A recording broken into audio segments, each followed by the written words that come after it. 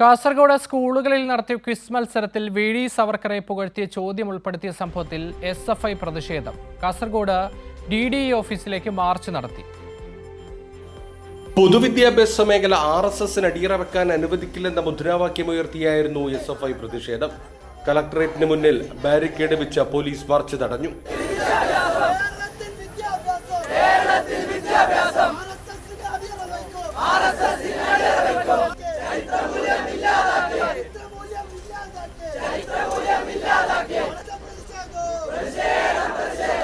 Barricade മറികടന്ന വിദ്യാർത്ഥികൾ വിദ്യാഭ്യാസ ഉപഡയറക്ടറുടെ office കവാടം വരെ എത്തി.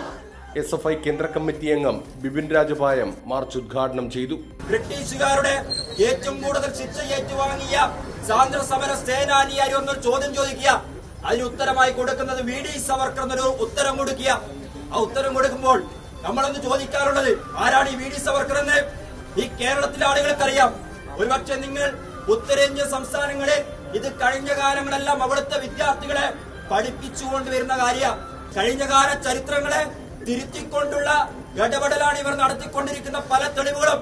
വിദ്യാനഗറിൽ നിന്ന് ആരംഭിച്ച പ്രതിഷേധ മാർച്ചിൽ നൂറുകണക്കിന് വിദ്യാർത്ഥികളാണ് അണിനിരന്നത്. കൈരളി ന്യൂസ്, കാസർഗോഡ്.